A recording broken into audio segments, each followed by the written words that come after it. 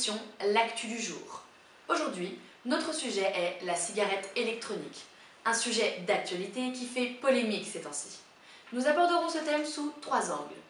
La naissance de ce produit, puis comment cela se passe-t-il économiquement, ainsi que les effets sur la santé. Tout cela afin de répondre à la problématique suivante, la cigarette électronique nous en fume-t-elle? Pour l'occasion, nous avons avec nous ce soir OnLink, le créateur de la cigarette électronique, aussi appelé le père inconnu des vapeurs. OnLink, bonsoir. Bonsoir. Vous êtes pharmacien de profession. Parlez-nous du début de la cigarette, de son commencement. Bonsoir Stéphanie, merci de m'accueillir sur ce plateau ce soir. Donc je vais vous parler de la cigarette électronique. Ce projet émane de la mort de mon père dû à un cancer. J'ai donc eu l'idée d'inventer une cigarette électronique qui ne serait pas nocive à l'homme. Pour cela, j'ai réalisé un prototype dès mars 2003, que j'ai ensuite affiné au cours des années. Et alors, votre premier prototype se rapprochait-il directement de la cigarette électronique actuelle?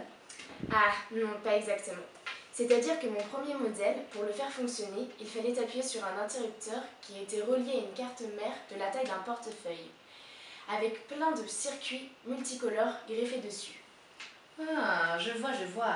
Et ce projet a-t-il déjà commencé à vous enrichir, je dirais? Ah, non, pas encore. C'est-à-dire qu'il y a beaucoup de copies, d'imitations ou encore de contrefaçons qui sont réalisées. Bien. Et alors, où sont fabriquées vos cigarettes électroniques? Très bonne question. Alors, les cigarettes électroniques sont créées en Chine, puis elles sont ensuite exportées aux États-Unis, en Russie, puis en Europe. La Chine est le seul pays qui fabrique des cigarettes électroniques. On compte 200 usines seulement en Shenzhen, qui est appelée le poumon de l'industrie chinoise. Oh, une expression très amusante, je dirais. Bien, merci pour tous ces apports. Je vous propose de nous retrouver plus tard pour une conclusion de notre émission. Nous allons maintenant passer à la partie économique de notre émission. Accueillons Marc Delaunay, économiste de profession. Bonsoir Marc. Bonsoir. Merci d'être avec nous ce soir. Pouvez-vous nous parler de la cigarette électronique? Alors la cigarette électronique a débarqué sur le marché en 2007 avec au début un seul modèle, une cigarette électronique jetable. Aujourd'hui, 6 ans après, il existe des dizaines de modèles différents, de marques différentes et à des prix très aléatoires d'ailleurs. Ah, eh bien, justement, pouvez-vous nous parler de ces prix? Alors on peut constater que les prix des cigarettes électroniques varient énormément entre les nombreuses boutiques en ligne ou en ville. Ils peuvent aller de 40 € pour un pack de cigarettes électroniques à 90 €. Vous voyez que cela est très variable. Oui, en effet, oui. Voici un graphique que nous avons récemment réalisé auprès de 42 personnes fumant la e-cigarette. Nous leur avons demandé s'ils pensaient faire des économies d'argent et ce sondage révèle que 83,3% ont répondu oui. On en conclut donc que c'est un investissement rentable pour nos consommateurs. D'ailleurs, je peux même vous dire qu'un modèle s'est vendu pour 645 000 € au Royaume-Uni dernièrement. Oh, tout de même, oui. Par ailleurs, il est important de le préciser, les cigarettes électroniques se vendent bien plus sur internet qu'en boutique, car leurs prix sont moins élevés. D'accord. Et une question me vient à l'esprit, quels sont les effets de la vente de celle-ci sur le marché? Alors, les gros fabricants de cigarettes électroniques ont attaqué le marché.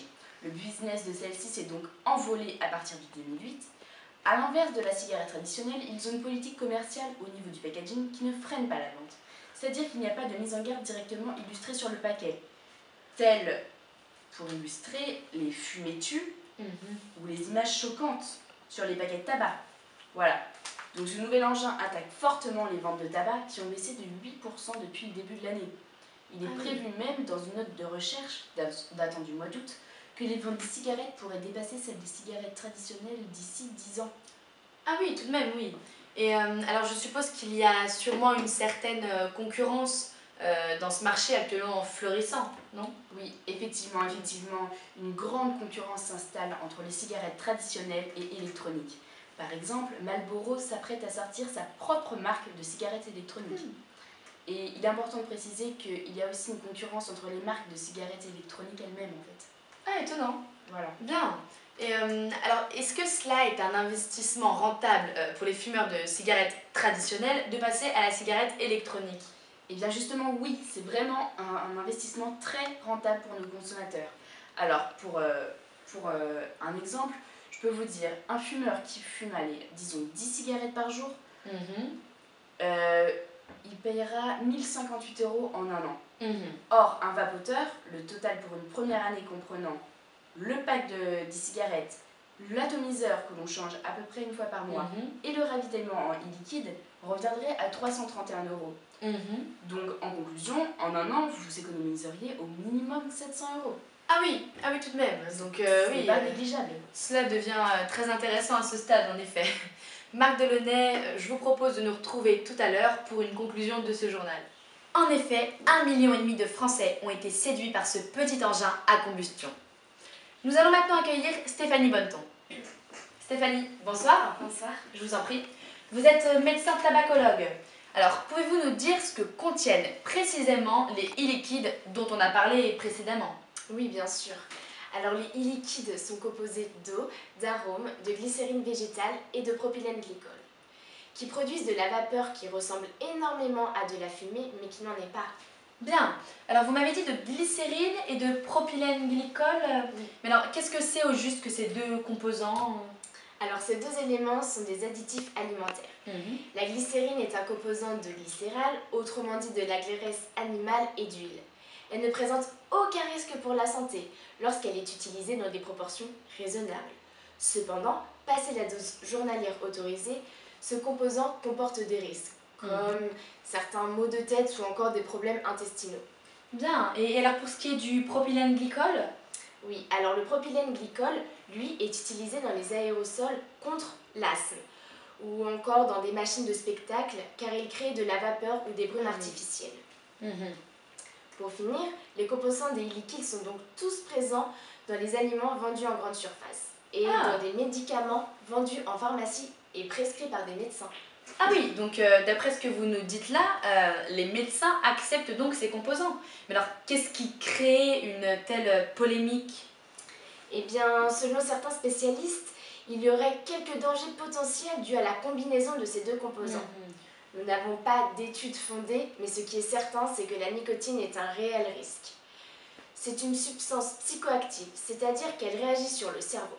Ce composant naturel est réputé pour créer une dépendance physique rapide. En effet, il procure le plaisir, la détente, la stimulation intellectuelle et encore le coup de faim. Ah oui.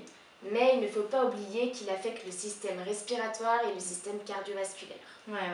Oui, on comprend pourquoi les gens ils sont si accros. Très bien. Stéphanie, je vous remercie et je vous propose du coup de nous retrouver tout à l'heure afin de clore notre émission. Nous allons maintenant accueillir le docteur Bertrand Dotzenberg. Bonsoir docteur. Bonsoir. Je vous en prie. Vous êtes le président de l'Office français de lutte contre le tabagisme. Je crois savoir que la ministre de la Santé, Marisol Touraine, vous a demandé d'effectuer un rapport sur la cigarette électronique, c'est bien ça? Pouvez-vous nous en dire un petit peu plus sur ce sujet? Alors en fait, ce qui crée la polémique, c'est que nous ne connaissons pas les effets à long terme de ce produit. Cependant, le rapport que j'ai effectué révèle qu'il n'y a pas d'effet toxique, mais la sensibilité peut être différente selon les personnes. Il existe des marques de cigarettes électroniques plus performantes que d'autres, qui apportent plus de nicotine et suffisamment rapidement pour supprimer l'envie de fumer. Je veux dire que si les vapoteurs trouvent la marque de cigarette électronique qui leur convient, ils arrivent à arrêter. Ah oui. Et la cigarette électronique est là pour combattre la dépendance à la nicotine. Au fur et à mesure, l'utilisateur peut réduire ses doses. C'est une forme de sevrage en fait. Alors, je reviens sur votre propos de tout à l'heure. Comment déduisez-vous au juste qu'elle n'est pas toxique? Alors, elle n'est pas toxique car nous constatons l'absence de produits de combustion ainsi que de goudron étant une substance cancérigène. De plus, le monoxyde de carbone qui entraîne les maladies cardiovasculaires, etc. n'y est plus présent et les irritants pulmonaires non plus. Elle semble être un bon produit pour sortir du tabac. C'est un moyen plus propre de se droguer. Bien, d'accord, je comprends. Alors, pouvez-vous nous parler de l'encadrement concernant ce produit? Eh bien, concernant l'encadrement du produit, l'Office fait de nombreuses recommandations. Il préconise qu'elle soit interdite dans les lieux publics. Bien sûr, pas au nom de problèmes de santé, mais pour l'exemplarité. Ah oui. Car elle peut inciter à fumer. D'accord. Mais alors du coup, elle est interdite ou non dans les lieux publics au final? Pour le moment, non. Mais cela ne saurait tarder, car Marisol Touraine a indiqué qu'elle souhaite aller dans ce sens. Ah oui. Cependant, rien ne pourra se faire dans les médias, car il faut l'avis du Conseil d'État, ainsi que l'analyse des autorités sanitaires, ça prend beaucoup de temps. D'accord. Eh bien, docteur, merci beaucoup pour tous les apports que vous avez faits concernant ce sujet.